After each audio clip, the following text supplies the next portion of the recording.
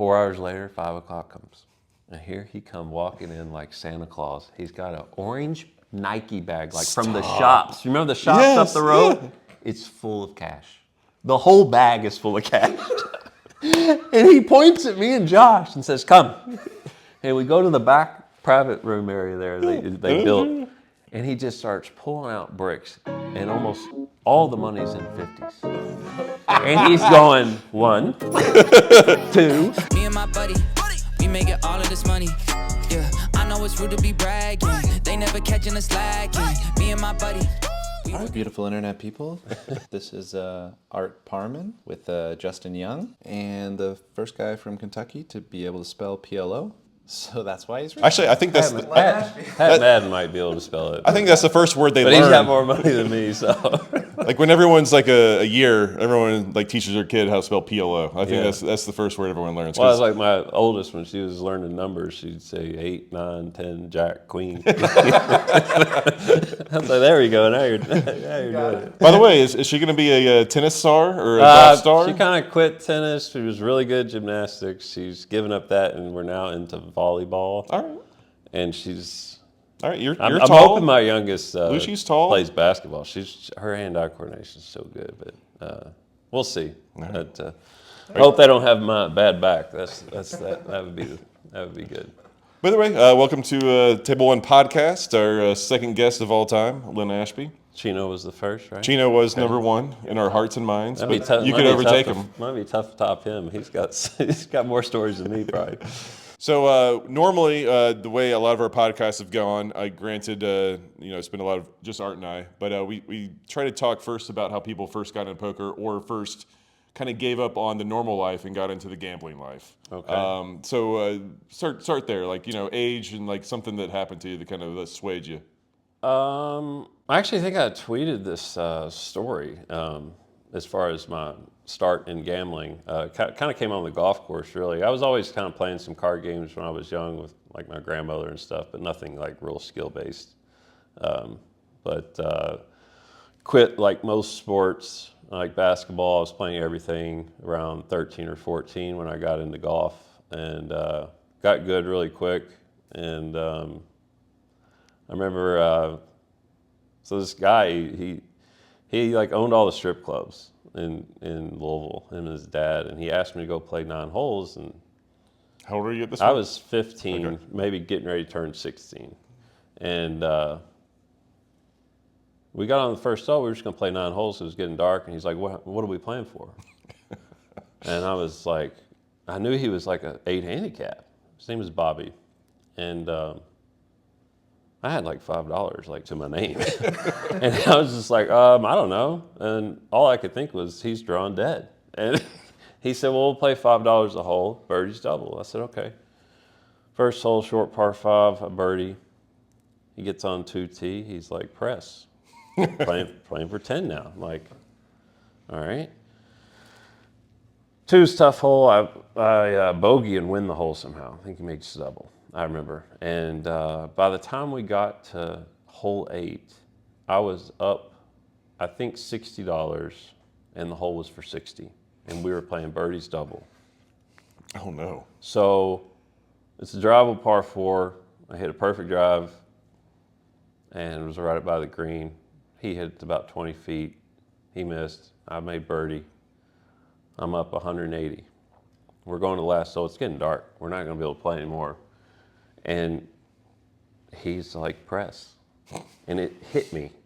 I'm like, wow, this is an easy par 5. 9's an easy par 5. And if he somehow birdies and I don't, if you par, yeah. I'm going to owe him like 180.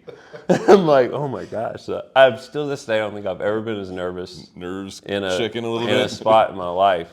Just maybe in some other golf tournaments or maybe some poker at times. But I remember I found a way to hit it down the right side in play, like barely in the rough. And there's a pond right in front of the tee box. And his brother's playing with us too. And Bobby just steps up, and the pond is not in play. I mean, it's 30 yards from him. Yeah. And he just steps up and cold tops it right into the water. And I just remember going to the cart, like I never had that kind of rush. I was like, Did you yell right away? I'm or- just like, I'm gonna win. If I birdie, I'm gonna win like 540. I think. Yeah, 540, That's that's what right. I won. And I hit it up short of the green. Chipped it You're to a great like, chipper, yeah. Chipped it like 6 feet. And I remember I had a little You're- curler left to right. Never missing the. Made this putt, and I didn't even know what to do. Like, what am I supposed to say? Pay me my money, man. I didn't even know what was going on. And his brother just walked over and he pulled out a band of cash. I'd never seen more than $200 in my entire life.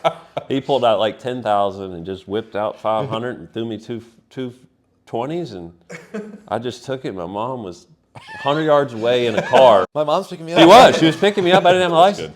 And I get in the car, and I wanted to tell her so bad, but then I thought she might get mad. So I just held it in. We get home, and I ran upstairs. My brother's up there, and I was like, I just beat this guy out of 500. He's like, shut up. I'm like, and I pull out the money and threw it down like I won the main event. Just spread it all over the bed. I was just like, it was great. That's infinite money when you're 15. Oh yeah, and man, I was hooked then. I was gambling ever since. So like you never like had any intention of being an accountant, a lawyer? I mean, when I was in school, when I went to college, I was playing golf in college at Eastern Kentucky. Yeah, you have hopes and dreams of like playing professionally, but I kind of peaked out my third year. I was playing the best I could, and I couldn't compete with like the top players in Kentucky. I just knew I couldn't get to that level. You just have to be too good.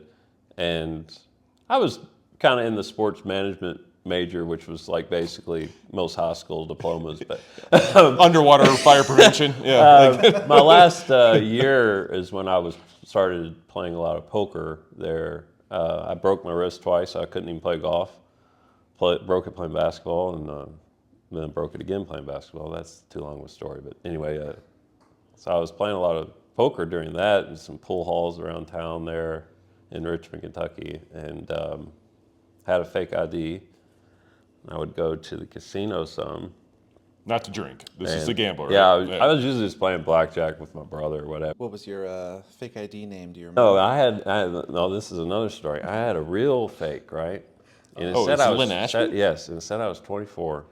And I looked like I was 12. I mean, I had no You have to make it believable. That's no fine. facial hair, and I remember I was playing poker down there one day, and at the time was either 19 or 20, and I did good in this city tournament, golf tournament, like the year before, and I'm playing. You probably heard this story. I'm sitting there playing 7-card stud, 5-10. I got like $400 on the table, which is probably most of my money. And I get in this pot, has straight first 5. We're getting a bunch of bets in versus Scott. It runs out clean where he didn't improve. He had an ace up. He probably had aces up anyway. I win this big pot. They're pushing me the money. I'm stacking it up, and you feel somebody when they're staring at you. Yeah. And I just kind of glance up. This guy's right across from me in the 1 seat. I'm in the 3 seat. And I notice his shirt. His shirt says HCC. It's like a red logo, and I knew it was Hurstburn Country Club, which was a golf course in Louisville. And I could tell he knew who I was. Oh no. And he just looks at me and says, "Aren't you Len Ashby?" And the way he said it, I knew he wanted to fuck me and just call security. And I just grabbed every $5 chip that I had and just started stuffing it. These cargo like shorts on with these big pockets, and I just stuffed them, and I just ran out of there, and I didn't go back in there until I turned 21. It was so funny. So when you were starting out in poker, it was all limit poker and stud. Yeah, I mean, when I graduated school, I had a job. I was working at a golf shop and selling golf clubs, and I would just go straight casino after. I was sleeping like 4 hours a day. I was playing a lot of limit hold'em, 10-20 and 20-40. And then they had a biggish kind of PLO game that went at the casino there in Indiana. It was Caesars, Indiana, for people wondering. I've been there. And it was like 5, 10, 20, but I didn't kind of take shots in that until I built up some money, and I was still working, man, at the golf shop. And I played limit hold'em on Friday nights. They had 20-40 on Friday and Saturday. And I played all night. I'm playing with my friend Tom, who's passed away, Tom Stinson, and I hope some people back there that remember Tom will like this story. We're playing with these two guys. I think they were from Nashville, and they were there in town for some convention at the casino.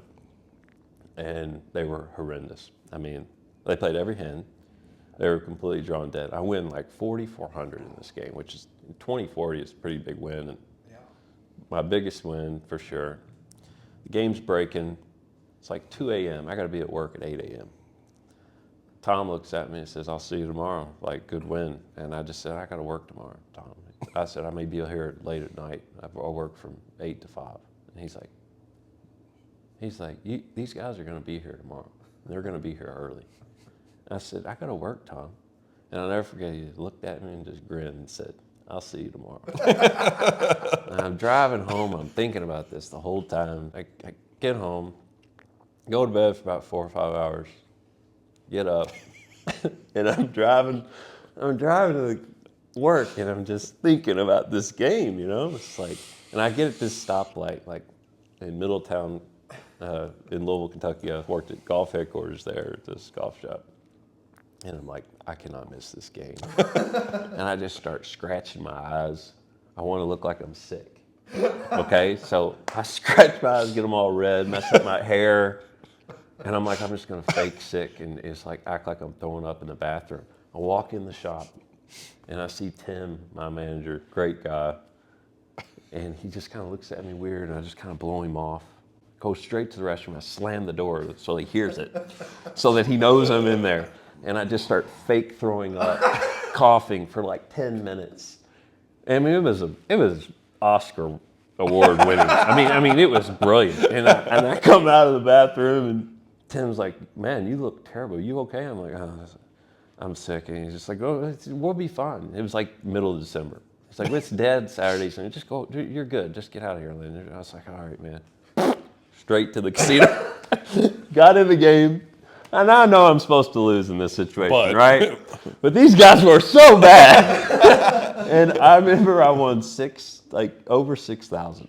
Played from like 10 a.m. to whatever, 1 in the morning. Killed the game.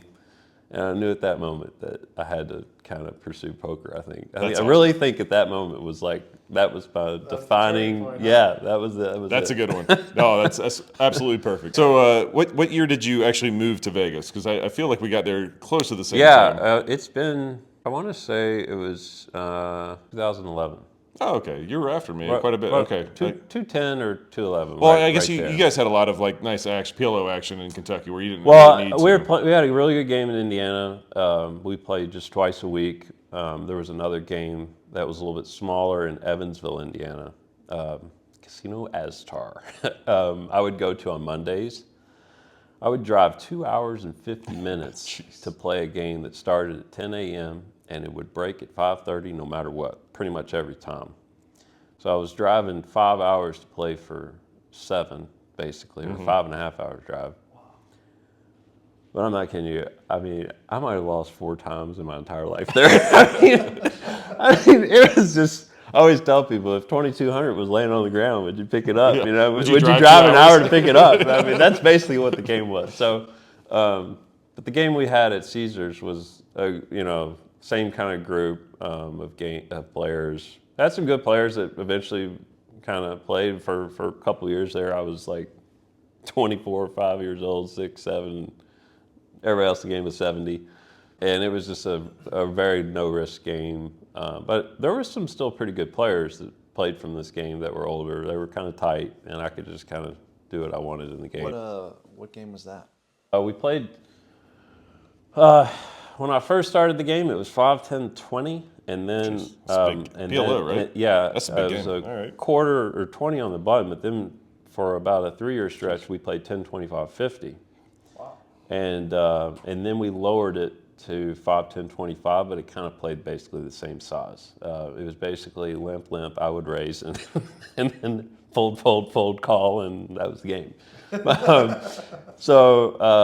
But yeah, I did well there in that game, and then some of the guys in that game wanted to cap the buy-in. I remember they did it while I was out of town during the World Series. I had the story too. And they literally did it on purpose. Yeah. These guys had money. Yeah. Yeah, but they knew they were getting run They over. could have played bigger, and they could have put pressure on you and fucked you if they wanted to. Yeah, but they didn't like me buying in real deep and always having everyone covered. And I don't blame them. I wouldn't either. But they lowered the game to like 2.5, like a $2,000 cap. And I just walked in laughing. I was like, "You got to be kidding me! You all are going to play this shit, you know?" And they're like, "No, this is the game." Bob, my friend Bob, who I love him to death. And I'm looking at him like, come on. And they just kept it there like that. And then I had no interest in playing that. Met my wife out here, and then just moved here. So did you meet her before you moved here? I know. Yeah, I was still Okay. living in Louisville. All right. But there wasn't really a game, you know. And it was kind of like that was right around when Black Friday, right? Yeah. And I was playing some online, and that was about it, and traveling to places that had games. I know Len doesn't remember, but like the first time I played with Len was in Tunica, I believe. Oh, yeah. Yeah. The shittier one, right? Like I used to go there every January. yeah, like so I went there in 2005 or 6, and like Len, you're very memorable. Let's just put it that way. But I'd never played PLO in my life. I was playing 2-5, and you were at the table, and I get to call off. I have like double suited kings in my hand or whatever. I get to call off like a 5-bet or something like that, and the king comes on the flop. Obviously, we just ran it once back then, and the guy I didn't want to show my hand first because I called him, and like. I think it was you, but it could have been the person next to you. Gave me so much shit. Really? He's like, "You have the nuts. What the fuck are you doing?" I was like, Probably "Well, me. I just want to see what he's 5-betting with." And Yeah. the I'm person's like, like, "What?" "Well, he's got fucking aces. How about that?"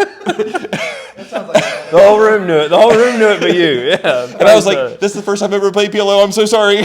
I tell you what, Tunica brings back so many memories as far as Gold Strike and what was Yeah. the one right next to it? Horseshoe. Horseshoe. Yeah. But I tell you, right when I decided to play for a living there, or take a shot, so to speak, told my parents, you know, like cringed doing it, and was gonna go play their like circuit events, right when those circuit events started. Yeah.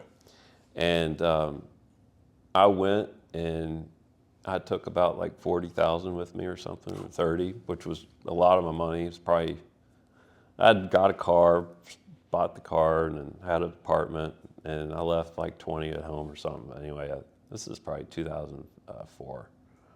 And I went with my friend Brian, who call him Doc. I was staying in the same room. I was losing every day. And I mean, I just was losing every day. I was playing mostly either 5-10 no limit or 5-10 PLO. And I was down probably like 20-some thousand. And I remember I'd been playing all night, and Doc come in, and he sees me. He's like, "Hey, how you doing?" I was like, "I'm buried." And I just kind of look at him. He's like, "Oh, shit." He's like, "You're here from last night." I said, "Yeah." He goes, "Dude, you got to listen to me." He'd been playing professionally for probably 4 or 5 years. And he's like, you got to quit. I said, "I ain't quit." I said, "I'm going to play this tournament, this PLO tournament at noon." Jeez. And he just kind of walks away. It's like, "Oh, yeah, I'll let you learn the hard way then." Yeah. So I go to the tournament, fire off 2 bullets, lose another 2,000. I'm dejected. I'm like depressed pretty much. Just like go back to the room. Sleep for what felt like a week. And all of a sudden, Doc, he taps me on the shoulder. He's like, I'm leaving town. He's like, you can stay with Mike Lutz, a friend of ours, who was there playing. He's like, he told me his room. He said, "Just take your stuff there. I'm going to check out." I'm like, "All right." Put my head back down and go back to sleep. And all of a sudden, I hear the door crack open. And he's like, "Len," he's like, today's event is pot limit hold'em. He's like, "Isn't that your best game?" He's like, "You played it in college at a place." And I was like, "Yeah, I love that game." And he's like, "Well, the tournament starts in 30 minutes. So it was either 500 or 1,000 buy." And I sat there and I was like, "Man, fuck it, I'll go try it." And I went, got in the tournament, get second in the tournament, win 22 or 23,000, get almost even for the trip. And I swear, if he didn't crack that door open, I don't know if I would have kept playing poker. I was so dejected and just like questioned, like, you know, I grew up in a family where gambling was just a no, and here I was like putting it all on the line to try to play, and I still tell Doc to this day, like, man, I'm glad you cracked that door open. That's like, otherwise I'd be selling golf clubs to some 80-year-old woman in Kentucky for 20 years. You know? So I mean, I always loved playing. I'm not saying I wouldn't have kept playing, but I just kind of, I thought I made a wrong decision, you know? Yeah. Because I was playing in Indiana, and here I left to go to play with different people, and I thought maybe these people are just better than me. And It's a bad feeling. It was, yeah, it was I know not that good. I remember that though, like it was yesterday. Is this around the time? I remember you telling me a story back then of when you got held up. It was probably a little bit later. It was still at the first apartment I bought, I remember, or got. Yeah, yeah, man, that was crazy. I parked in like the back because the spot near my place where I walked up the stairs wasn't available. I used to be pretty, you know, I would watch, see if anybody followed me in or whatever, because they didn't have boxes at the casino. And I just remember I had this long trench coat on, and you could only color up to $500 chips at the time at this casino. I had like probably 20,000 $500 chips, and they're just dangling in this jacket. I'm walking like in the snow through this courtyard to my place, and all of a sudden this guy's running right at me, got a gun out, and I mean, man, he was running like Barry Sanders in his prime. I've never seen anything like it. I mean, it was just like I froze. I mean, he's going to be here in less than a second. And I just remember he got up right up on me, put that gun on me, and I am so sick to think about the chips. I didn't want the chips to fall out.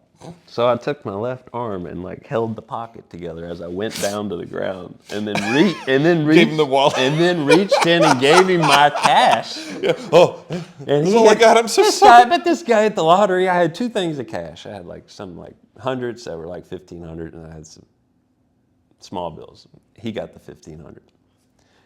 He didn't know who I was, because he would have knew I had chips on me. Yeah. So he got the 1,500. And then I remember I went to my place and called my girlfriend at the time. She came over, called the cops. Cops came over. He wanted to take a look at the place. He wanted to take a look around. What? Thought I was selling drugs or something. I lost it, man. I said, "What are you doing?" I said, "Get out. Get out of here." Man, I just moved the next day. and I mean, I'm like, you think I'm calling you? It's like 4 a.m. Just come over here and arrest me. I'm selling cocaine. Like, what are you doing? Well, who else has $1,500 Yeah, cash right. on He him? was like, I said, I went to the casino. I got to have some cash, you know, to gamble on. Like, what are you talking about? And it was, yeah. No one in an apartment has $1,500 cash Yeah, on them. no one in these did. I'll tell you that. I was the only one. He must have felt like he won the lottery, right? He was probably trying to get a pack of cigarettes off of me. He got 1,500. I mean, how's that possible? But yeah, that was not a good experience as far as. So you met Lucci before coming to Vegas. Or out in Vegas. So decided to move out here. Was it? There was no game, and That's what I was asking. So was it mainly to hang out with her, or was it kind a of little bit of both. I mean, it just kind of worked, and I felt like I'd reached a point where I kind of needed to play. I shouldn't say bigger, but well, bigger than 2.5 with 2K cap? yeah, I couldn't. I wasn't going to stay at home doing that. I just felt like my skill set just needed to play bigger games. That's kind of how it worked back then. If you kind of tested yourself with how much money you had. The better players played bigger games. That's just kind of the way it was back when I grew up. And then when I moved here, it was funny. I was like, oh, I'll be able to get a PLO game going. Not like private or anything. Just thought that there would be players that wanted to play. And I tried for about a month, just like start a quarter 50 less at Bellagio. And Amy's just like, man, Len, it's just never going to go unless it's 5 Diamond or World Series. World Series, right. So I was like, well, and I'd see these Hold'em games you all were in. And I was like, I can play. I'll get back into it. I'll try. And for a while there, I was checking back queens on 7, 8, 9. You know, like because I was used to PLO. yeah, I was used to play PLO. That's a pure and But I felt like I got a good grasp of the game and feel for the regulars that were playing. And the games were good. I mean, 10, 20, 40 at Bellagio went every day, 2 or 3 games.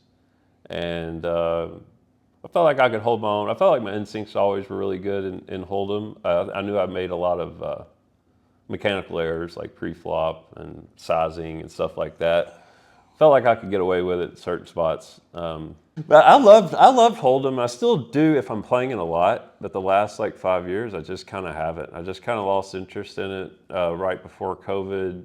Obviously, the bigger scenes are no limit games or kind of reserve games, which obviously you all are doing, and it's great. And it's just the new way of poker. I mean, I had to join them, and I run a game too during the series in December. We're getting ready to start actually in a couple of days, and it's a great game. But yeah, Hold'em was fun to get back into. For a while there, I mean, for 3 or 4 years, I played way more No Limit than PLO. It was nuts. Like I knew you from PLO a little bit, and then like all of a sudden you're playing here, and like I couldn't tell if you were good or not for the longest time. It was funny. I remember the first time I sat to play, Doug Polk was somehow in the game. Oh, I know this game. And you were in the game, I know and I sat, and the first thing you said to me was, "You know this is 2 cards, right?" And I said, "Yeah, I know. I got no choice. I tried for a month, and you all got me." And then Doug was like, "You want to play heads up, half and half?" And I just said, "Yeah."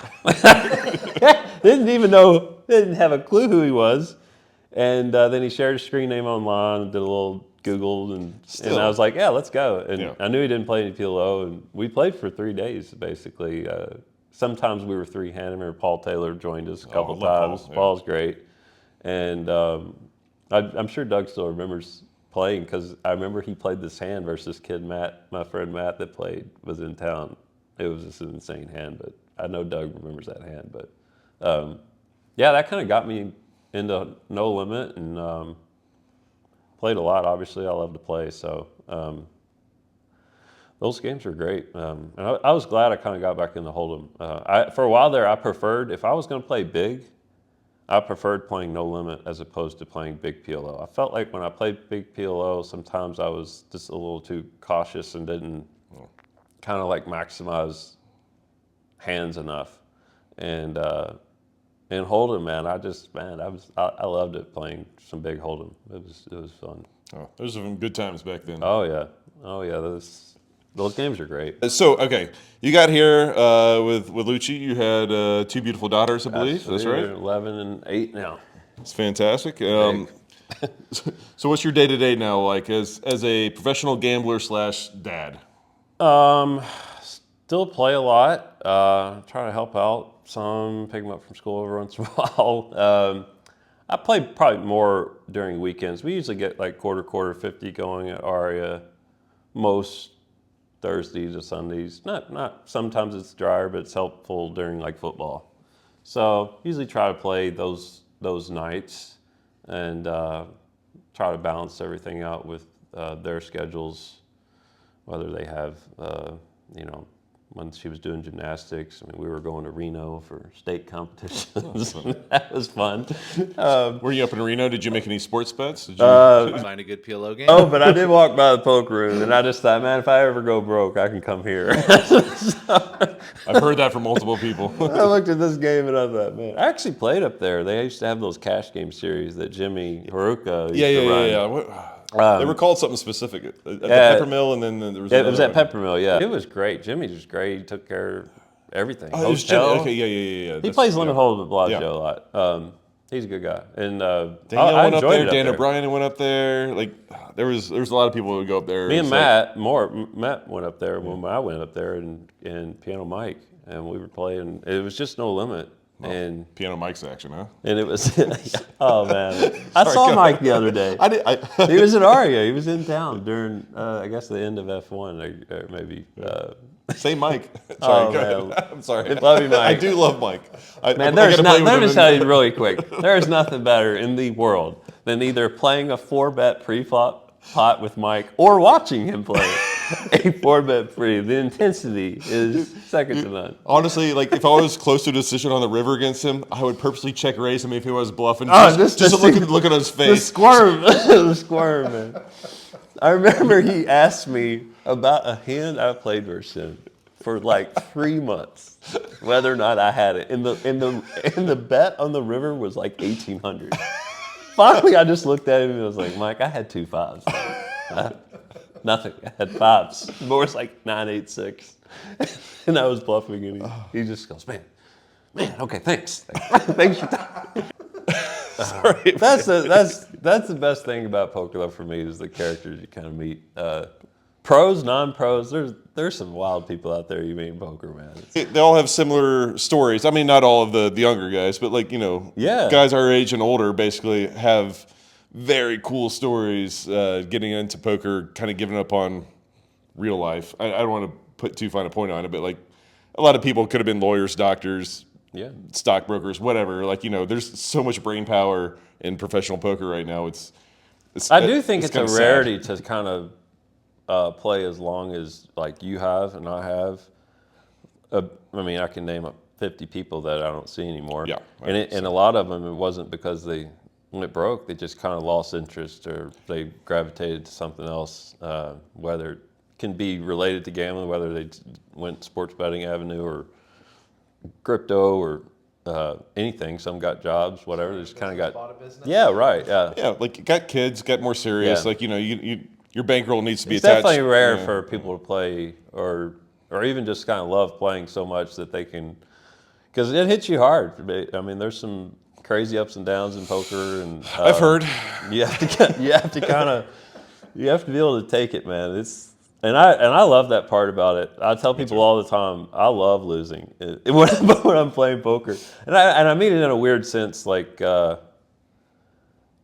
used to just play like really long sessions sometimes if I got stuck, and I loved the battle to try to salvage a session more than anything. I used to just like almost look forward to it, like especially during World Series times when I was playing some bigger games, and I just knew I was going to have 3 or 4 days where I sat down, lost a 40K pot, lost another one, I'm in for 100. Okay, great. And you sit there and you just know you're not going to quit, and you know you're going to be there for like 30 hours or 20 hours, whatever. And the battle that you have within yourself is just it. I loved it. I remember one World Series I played 5 consecutive sessions, and the shortest session was 22 hours. Oh my God. The longest was 44 or 46, which was my longest session. And I do no drugs, guys. Just Coca-Cola and Excedrin sometimes.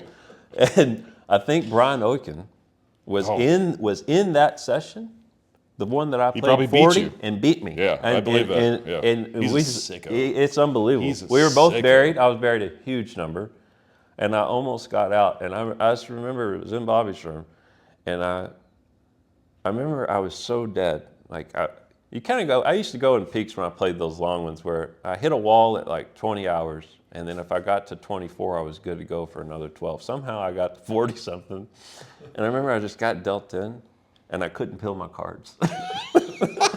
It was like my hands had gone frozen. Just like, And I just looked at the dealer and I go, I'm done. I'm done. I don't want to be done. And they're like, Len, you're the button. I said, I don't care. I'm not looking at my hand. And I quit. And I remember I lost small, and it was the sickest week. It was unreal. I mean, I lost overall during that like stretch, but made some really good comebacks. I remember I got home, and my oldest daughter was like, she was like three or 4 at the time, and she'd go, "Oh, you're hot." I used to go in the side door so I wouldn't wake me when it was early in the morning. I got home. She's like, "Oh, Daddy, you're home. Oh, great, you can play. You can play." She goes, "This is perfect. You get home and play. We can play." I was like, "Okay, with 30 minutes." I said, "Daddy prefers to sleep, wake up, play, and then go to work." She didn't get it. She's like, "No, this is perfect. Like, this is perfect timing." I definitely don't play those sessions much anymore. Rarely. So sometimes still some long ones, but I don't have it. I mean, as you get older, I think you kind of lose that ability. Or you gain the ability to quit. Maybe. No, I think that's a real thing. Some, maybe at times. I remember I quit a game this summer. and where I lost a big pot, and the game was still going to go. It was the game I was running, and I rarely quit the game I'm running, but I was just like, I'm done. I'll see y'all tomorrow, and just let them keep playing. I lost in the same pot, man. It was so sick, and I just was like, I think I'm gonna just go home. Well, it's better than going like Grimaldi's or something like that. And having conversations. Yeah, having the bartender ask me what I had that hand. Yeah. Justin likes me ranting on that. Dude, I know you're like. Sorry, I have to bring it up because it's one of my favorite parts. Like whether it's Chick-fil-A, whether it's Grimaldi's, like I have the most insane experiences at food places. There's just no one more social than Len that hates talking to people. Well, my newest thing that I have to deal with now that I noticed randomly, and I went something like 28 straight times where this happened, where I go to Chipotle, and they say for here, I say yes, it's for here. Get a Mexican Coke because they're the best. yeah, a lot of sugar. And then they just look at you and they say, "Do you want that opened?" No, I'm gonna bite it off with my teeth. Like, yeah, I want the Coke open. Like, come on, man. And yesterday I was texting my buddy Matt. This girl at the Chipotle goes, "I assume you want it open." I go, "Yes." Thank you. Tip her some money. Finally, somebody, if it's for here, Still kind of asking. I'm not going to take the Coke home, man. I'm not going to take the Coke home. Chick-fil-A, I gave that rant on Poker Go one day. I want burrito for here, Coke to go, if you don't mind. Man. But yeah, like when I go to eat, I just want to eat in peace. Like if I'm at the bar, and these guys see me sweating my phone, and I'm looking at scores. NBA, they have to tell you. NBA's tough to beat. NBA's no shit. I like the over. Right, I like the over. What game are you watching? And then the dealers, they want to. Every time you look up at who you got, Texas A&M. As soon as Alabama scores, wow, Alabama scored. Wow. Oh, I actually had Alabama. So now, when they ask me who do I have, I say I have nothing every time. Yeah. Who do you got? That's smart. Nothing. Knowing I got like 15,000. That's good fucking restraint from you. No, just Holy cow! I never got to that point. I feel like I'm influencing the game if I say. I got nothing, but don't you dare. Don't take it off Southeast Missouri State. At Eastern Kentucky, it was so funny. We used to play poker with the basketball team there, and they used to know I was betting whatever. Out there, I never influenced any of their games, but they would look at me from the bench. Be like, "Who you got?" I'd be like, "Over." They'd be like, "Good luck." It was so fun, man. What was the mascot for Eastern Kentucky? Colonels. Sorry, I should know that. Oh, I knew it was in the Hilltoppers. I couldn't find it. Okay. They had a good team last year. I think they went to the tournament. Not outright bid, but they won their conference. You've probably heard me tell this where we were playing in Marshall University's golf tournament when I was a sophomore. Thunderdome? And I think I was a sophomore. Anyway, we're paired with Iowa State. And walking down the first fairway, this kid looks at me and says, "Hey, you like to gamble, buddy?" I just turned and started laughing. I was like, "Yeah, man, I gamble on everything." And he's like, "I thought he was going to ask to play for money," which would be a NCAA violation. And he just looks at me and says, "Well, I'll just tell you this, he likes to gamble." And was their point guard. And they had like one of the best teams in the country. I didn't really register what he was trying to tell me. We played 36 holes and got back to the hotel, flip on the TV. It was during March. And I just see come across Hampton, 15 seed, beats Iowa State. First 15 seed to win in 36 years or something. Oh, no. And I thought, wow. This kid knew something. Hope I'm not putting it out there and get in trouble. I've never really watched that game and see actually if he did anything, but maybe y'all might want to cut that out. I don't. He's still around. There's no way he would have done that to lose the game. Now maybe not cover, maybe, but if he's in debt with the bookies, he might do a lot of things. Who knows? But let's just probably clear cut that that out. out. Let's just clear that. I do not think did that. It's possible. But, oh man, sports is sick. I bet a lot and do some stuff with some sharp people and bet myself, but it's sick. I mean, that Chargers game last night. Come on, man. For those Dustin, goes, like come this on. might air like a week later. Actually, I think all three of us all had the same side last night. We all had, or Brutal. what aired last night. We breathe. had Chargers plus 3.5 against at home against the Zay Flowers, and I mean, to be fair, the game went They how were it went. terrible. Like And they deserved to lose by honestly, 7 at least. But if I would have just lost, I wouldn't have been that mad. But to lose in the fashion we did it's. I just stared. I'm so numb to these situations, though. And It doesn't sound like you're numb. and then the after day is when I let it all out. You see what I'm saying? Like, Yeah. when it happens, I just stare like this. Oh, nice. The guy just ran for 60 yards for no reason. He could have slid and the game would be over. If he slides at the 5-yard line, the game's absolutely over. Instead, he gives Chargers a chance to come back and win. Yeah, But whatever. the He money. got a touchdown, which Take it. boosts his contract for the next year. Whatever. He's a rookie, so like in 3 years, he'll get a better rookie contract, I guess. I don't know. That was on the right side when Mahomes did it. I knew, Yeah. and I knew he would do it. I had a big bet on Jets that game, but That being said, I have a very large, my biggest bet of the weekend on Minnesota tonight. I hope no one's against me. oh, okay. They play the Bears, right? They Yeah, don't have any. I liked him at I laid like 115 at 3, and then the line moved to like even. Like I got even money on 3, and I just like, well, if I like it at 3 minus 115, imagine what I can do it even. Just shove it in. I was like, Yeah. they're stupid. I'm smart. So many bad teams. Like this, everyone sucks, man. like it's a lot of parity in No the one's NFL. good, which is kind of good. Make It's playoffs great. kind of exciting. So As a Broncos fan, I think it's fantastic. well, yeah, you gotta slip in there. You might be able to do something. I think we will actually. Yeah, right. They have a good chance to make. I think we're gonna get in there at 10-7. Yeah. Sorry, I got excited. All right, what else we got? We got any more good stories? I'm usually have to be triggered. You know what I'm saying? Like something brings. I was playing blackjack the other day, Len. Did you see the quote, sweet? Dude, that was fantastic, by the way. Man, I remember But that. no, Like that was yesterday. That was unbelievable. This lady, I was in there with the fake ID with my brother, looking like I was 12, and we were playing blackjack, and we were crushing. I mean, we weren't counting or anything. We just were running hot, and we had the same table all day. This old lady was playing. She'd never said one word. Just chain smoking Marlboro lights, just like they were candy. And she's sitting there, and then this guy quit.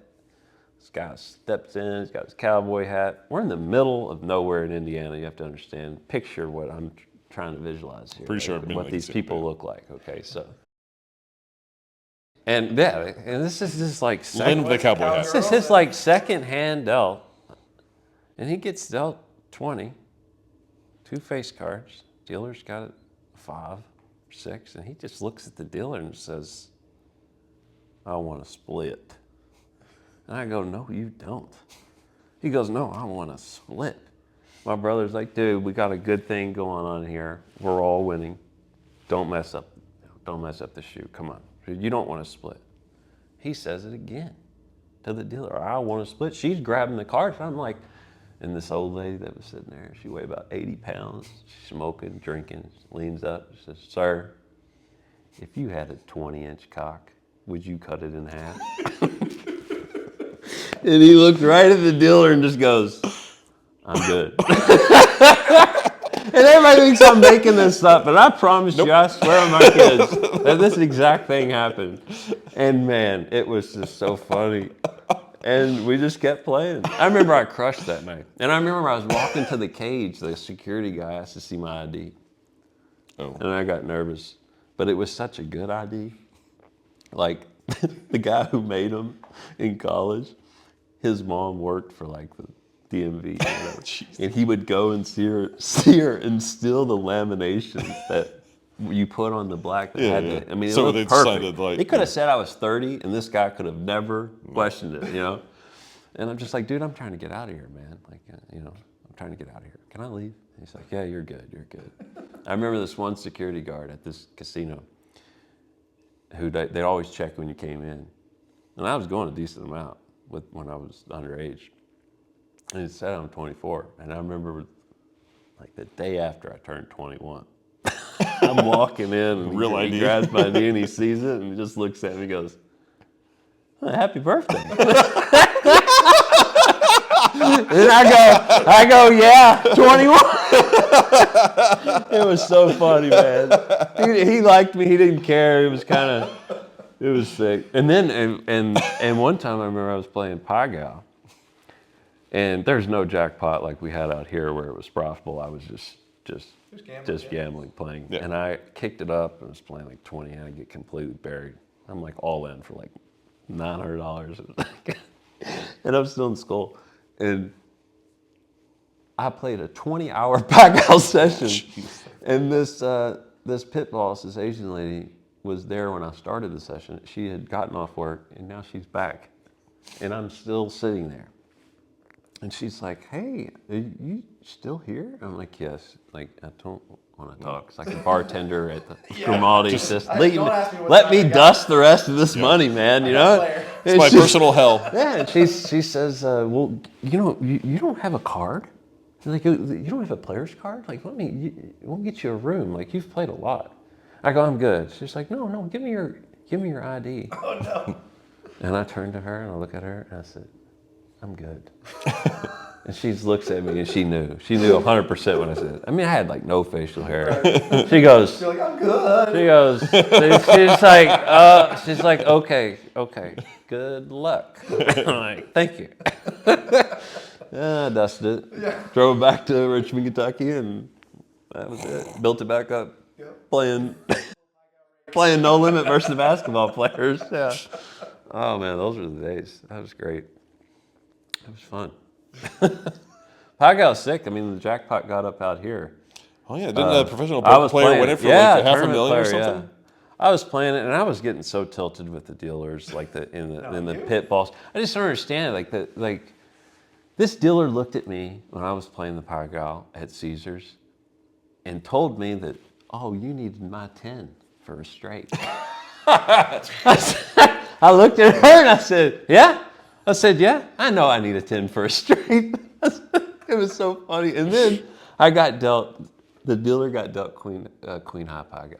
So you're like 95% to you're win, crushing. right? Yeah. I'd get dealt the jack high Pagao. I'm playing two hands. So I just muck it. And you push it forward. Yeah. She goes, "Oh, no. What? I have queen high. I have queen high." She goes to turn my hand over. I said, "Do not turn that hand over." She goes, "I want to make sure you didn't miss that." I looked at her, I said, "Let me tell you something." I hadn't said a word in like 2 hours playing, just sitting there playing. And I said, "Let me tell you something. There is not one person you'll meet in your entire life that has picked up more physical cards than me." I said, "I'm never going to foul a hand. Muck the hand." And she goes, "Oh, okay." I'm like, oh, man. At least you listened. That's good. I was trying to be nice, but I did not hit the jackpot. I tried. We had one sweat. Oh, I heard. We did have one sweat. Me and two other PLO players from Greece, Miltos and Kostas are the names. And Kostas needed the 6 diamonds or something, and I didn't have it. And then Miltos had the joker. And he hadn't looked at the second hand yet. And then Pill's first card, 6 diamonds on the other hand. So that was at Planet Hollywood. It was like $500,000, right? Or Yeah, 600. yeah. But man, they have all these rules. You can't be on your phone. This It's a grind. This dealer at Planet Hollywood just kept getting on me. I'm trying to check scores. It was a Saturday. I got like all kinds of action, and finally I just looked at him and said, "Look," I said, "what's that jackpot?" He's like, 6.5 million. I said, "Well, if I win it and you deal it to me, you're going to get absolutely $0 from me." I said, "But that's not the catch." I said, "You see every single employee that you can visually see in here?" He said, "Yeah." I said, "Well, they're all going to get 5,000. I said, "I'm going to tip out like 300,000. You're going to get nothing. I'm going to tell them all to come to me, and I'm just going to start winging 5K chips at them." I said, "And you're going to get nothing, man." I was like, "You got to relax. Like, it's open face. He can set my hand for me." Yeah, exactly. You can just like hand him the deck or the thing. I and told like, the do it. pit boss, I said, "Look, man," I said, can I just set my phone here and like feed it to something at my house and just deal me in? I'll leave 20,000 here. You play 200 a hand. Text me when I'm out. Just text me when I'm out of money. I said, "What's the problem? What's the problem?" You know, it's funny. But they don't. Yeah, I tried to play 6 boxes one day. Can't do that. He said no. I said, "What? There's nobody in there. It's like 10 a.m. I said, "I want to play 6 boxes. What do I got to do to play 6 boxes?" He says, "Well, you got to have a host, and you got to meet with the president." I said, well, I got 30,000 on me. You either want it or you don't. And he goes, you can play 2 boxes. I said, man, that's unbelievable. I said, how do you not just let me play? They don't want the money? Can you imagine if you owned a casino or a sports book? You know what I'd have? Oh, the sports book would say, how much you got it. That would be the name of the sports book. And then the table games, I just have, it wouldn't be blackjack tables. There wouldn't be 3-card poker tables. It would be, what do you want to play? Mixed game. Yeah, it's a mixed game. Mixed Caribbean game stud. table. We offer Mixed everything. game Pull your pit black. table. Yeah, pull your black. Yeah, we'd have them all. Uno, Rook, you name it. Any game. Odd or even. Any game you want to play, as long as they're. You can lay me 110, odd or even, red or black. Oh yeah, Whatever you want to do. Number. Lynn's Casino. That's what it would be. Lucky Lens. Yeah, It is Lucky crazy Lynn. to me that they can't wrap their hand around like just giving action. Oh, I know. It's they literally make the stone minimum. I mean, I cuss out the sport book every day when I'm in there if I bet, especially when they're just unbelievable. But- This guy tells me 1,000 the other day. The game's getting ready to tip on a total, and he called it in. And I gave him my card. And I looked at him. I said, you tell him he's the dumbest person on the planet. I said, I'd make 10 times what he makes if I ran it. And I said, and if this bet's so sharp, I said, he can have the other side for 20,000 if he wants to lay 110. I said, if he thinks it's so good, tell him he can have the other I'll side. book And the now other I'll book side. it. Come down here, tell him to what? This guy's dying laughing. The guy taking my bet is dying laughing. I said, you think, I said, I'll do it to make a point. I said, you think this bet's so good? I'll tell him I'll take the other side. And he can bet 20x what I just bet.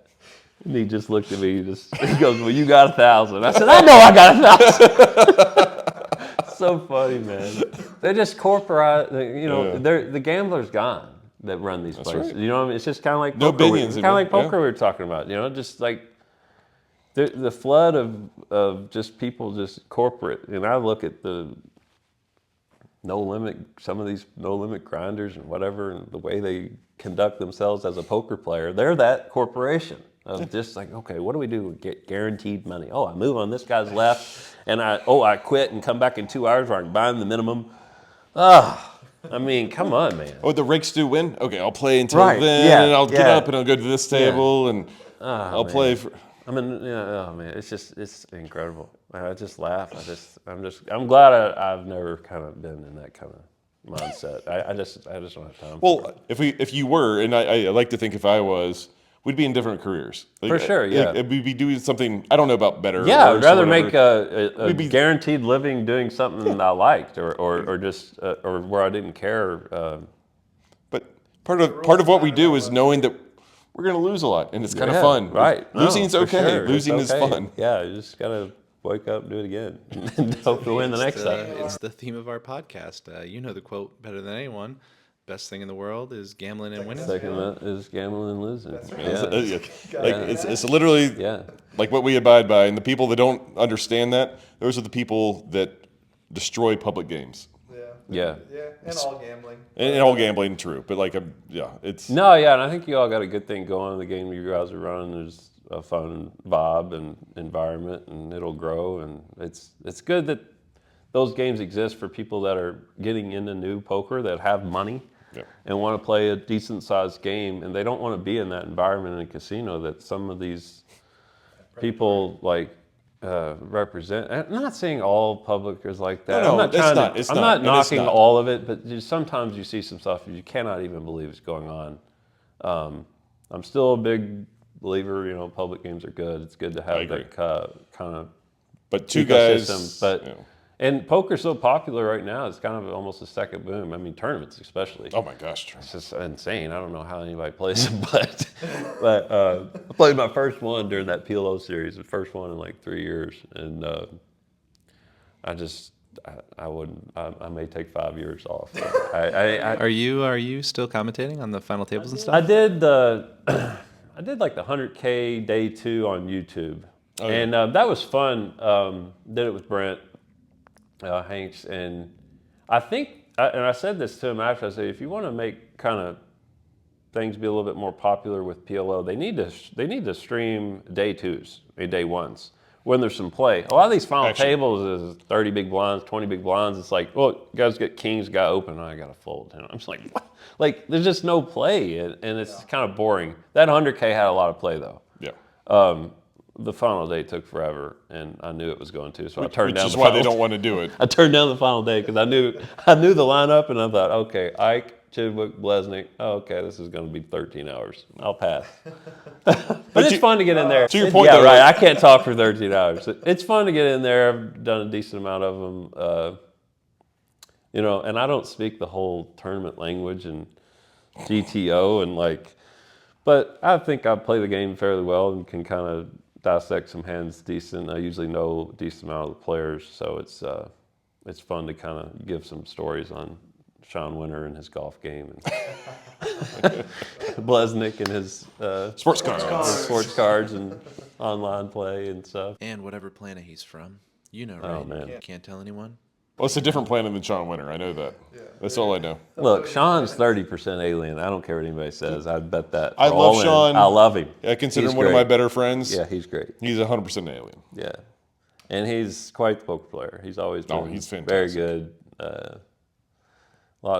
And self-made talent. I always kind of describe him as. I mean, he was That's playing when he was 14, 14, 15. that's right. No, 14, I think that's at right. A pretty high limit online and stuff, and then played in Florida in the casinos when He was a millionaire when he was like 17, 18. Yeah, I remember the first time I played with him. I- He sat down at the it'll Rio, happen. bought in like 30,000.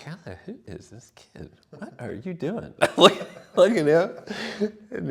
And we've used to play a lot with each other, and had some great experiences while playing. The one at Commerce was unbelievable. Where they did this story that I have on this situation on Josh's Arya's what is the site that he's Poker Stake? Poker Stake? Yeah, who knows? A guy named Paul writes up stories and does interviews, and he called me to get some stories or whatever. But we were there for LAPC, and it was a 2-week stretch where we played with this Chinese guy who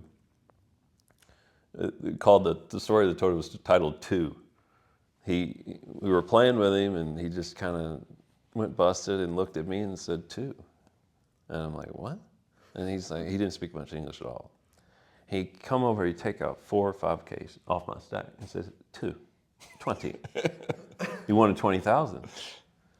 And I'm like, well, and I look at Loy, and Loy's like the king of commerce, the regular there. Yeah, and he says, hey, yeah, sure, we chop it all up.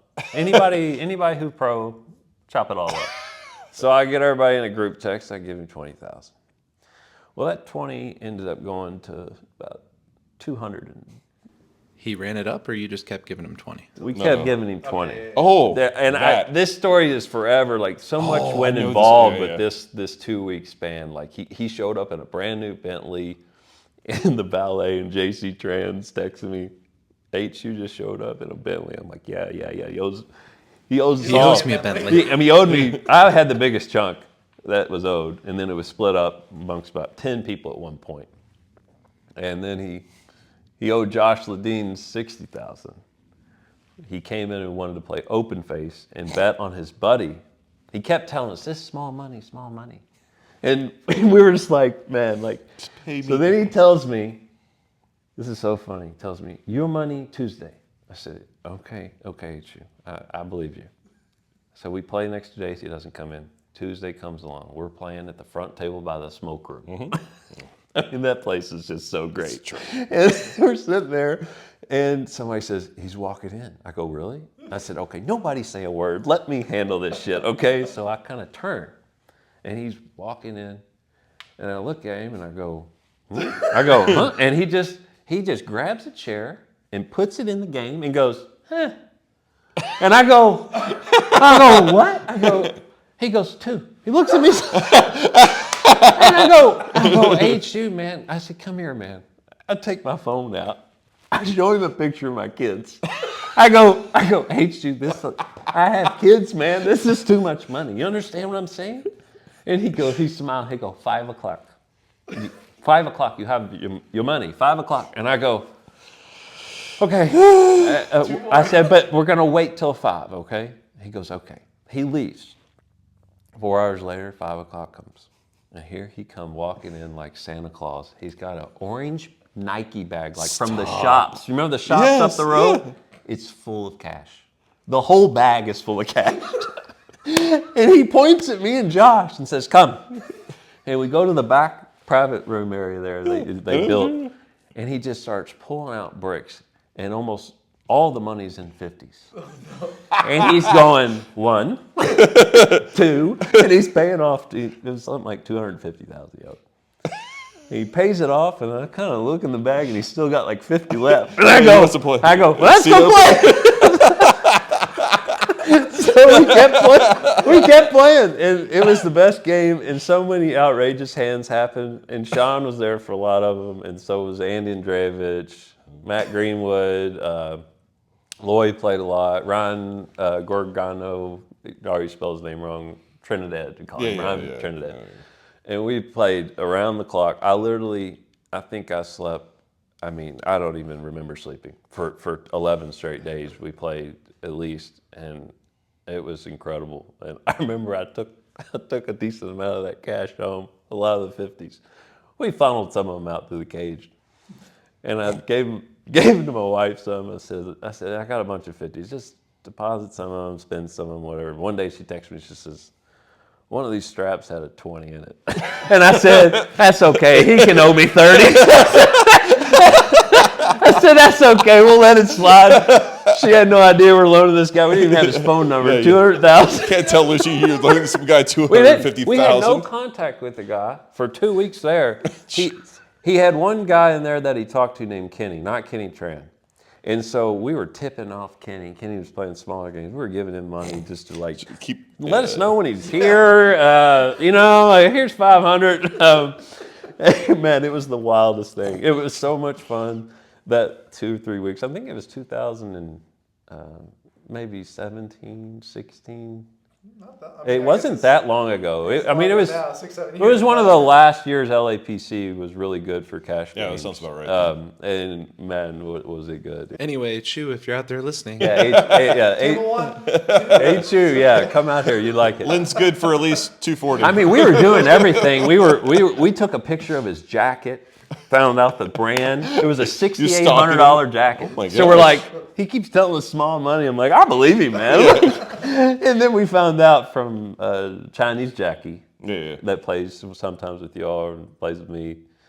Jackie knew who he was, and because he came to the World Series too and played a little bit. And Jackie said, he has big money. He just couldn't get it to California. They had bank issues and. He kept telling us small money. I'm like, man, I got kids. Like, I don't know what to tell you. It was great though. It's one of those characters, that you meet in poker that I don't think you can meet in any other landscape of profession or environment. Some of the people you meet in gambling and in poker specifically, like you'll just never find these people. You go home for Thanksgiving, and I'm trying to explain some of these people that I play with, and they're like, "He does what? What does he do?" I'm like, "I don't know what he does. We gave him 150,000. Like it's just impossible to describe. It's so funny. So I just celebrated Thanksgiving with my family. And my brother FaceTimed me and my entire family. I'm there with my mom, stepdad, stepsister. And I haven't told my mom about this podcast at all for this exact reason, because if I told her 1/10 of the amounts of the, it would blow my mom's mind, let alone my stepfather's and whatever, all her friends. So I'm purposely keeping it a secret. And my brother, the first thing was like, "Oh, I finally found your podcast. Oh, Justin's got a potty mouth. You have to listen to this shit." And I'm just like, "Shut up." And my mom's like, "Oh, I'll follow you. How do you do it? Do you do it through Facebook?" I'm like, "Yeah, it's Facebook. It's Facebook. Yeah. Just listen to Facebook." I don't know. If you can't find it, just let me know. But that's fine. No, and my brother's like, "It's not on Facebook, Justin. I'm like, "Oh, shut up, please." I understand what I do is weird, but half my family thinks I play roulette for a living, and I'm not even joking.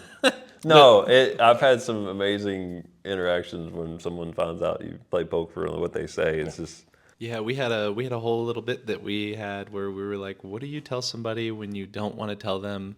How about when I was living in Louisville, first started playing a bunch, and I remember it was 2008 or something, and I just bought a brand new Escalade, nice car, and this guy who lived below me, I'm walking out one day, and he's just parking going up or something. He's like, hey, you live above me. I'm like, yeah, how you doing? I'm trying to get in the car, get out of this situation as soon as I know it's coming.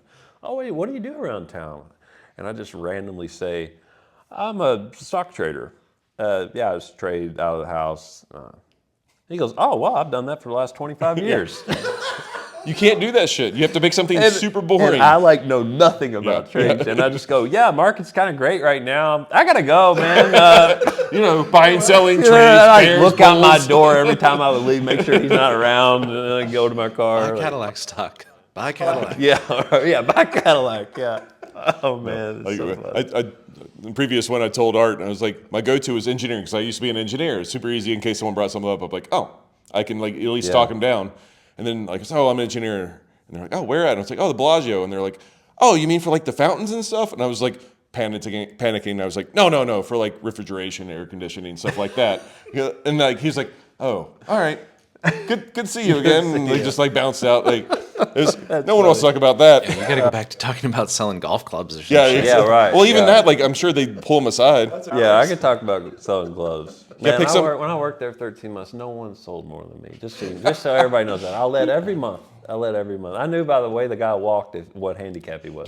Dude, Len would still do this I to can this still day. do it. To That this one day day was unreal. Dude, that was so sick, man. The guy came to look at the table, stood there for 30 seconds, had a Titleist hat on, and he's just like, look, didn't say one word. Didn't say what. Len's is like, bitch, I can guess his handicap. Yeah. And we're like, whatever. And he starts walking away, and Len's like, wait. Buddy, You're an 11, right?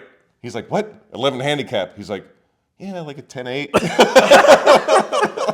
remember that. It was so good. I said, I still got it, man. I go broke. I go right back to selling clubs. Oh, man. Oh, this has been good, man. I think we're coming up on time. What is this, been an hour, a little more? Yeah, that was fun. Yeah, thanks. I enjoyed it. Yeah.